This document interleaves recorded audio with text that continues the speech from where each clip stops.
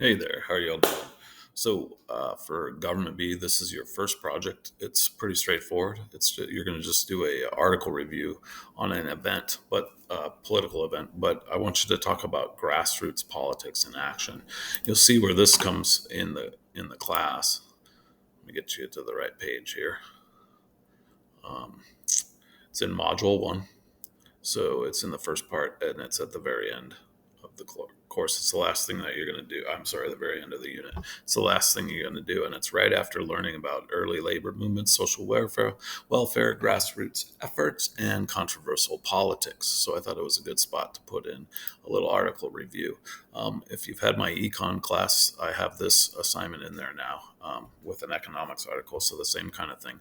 You need to do a review of the article, include the article title here, include the source and the date of the publication. Your summary needs to be 2 to 3 paragraphs. Students have lost points because they've only done a 1 paragraph summary. So you won't get full credit if you don't do at least 2 to 3. So you need to make sure that your article is at least 20 sentences long. That way, that'll give you enough to write a couple of paragraphs. Then, in like 1 paragraph, 3 to 5 sentences, explain why this article is important. Oh, this should say not to economics, but I'll fix that by the time you get it. It'll be fixed. Whoops. Um, Important to government or to politics in general. And then your opinion. Why is this article important to you? So why did you pick it? What was your reason? So how do you find these articles? That's sometimes both the easiest and the hardest thing to do. So what I did is very simply, I just put in grassroots politics in Google, and it explains to me what it is. So I could go and dig through newspapers or whatever if I wanted to, or I can just click this little button here that says news, and then it'd give me a bunch of different articles.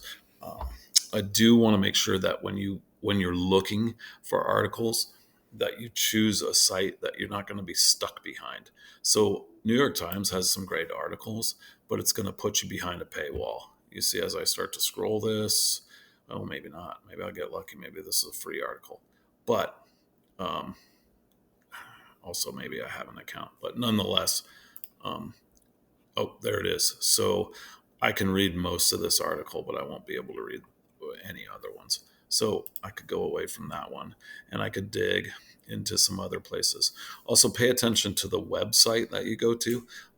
Make sure it's a .com or a .org. And, well, just make sure, pay attention to where your resource is coming from. The Guardian's a good source. AP News is good.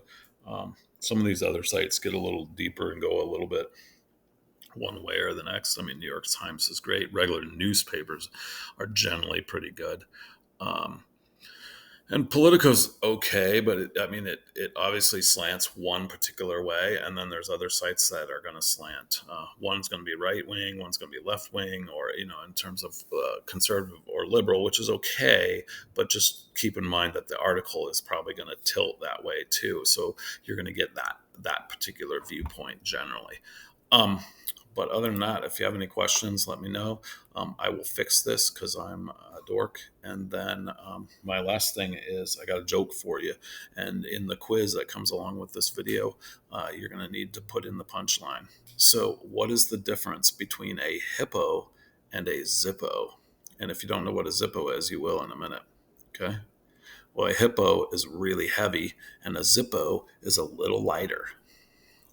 Good luck.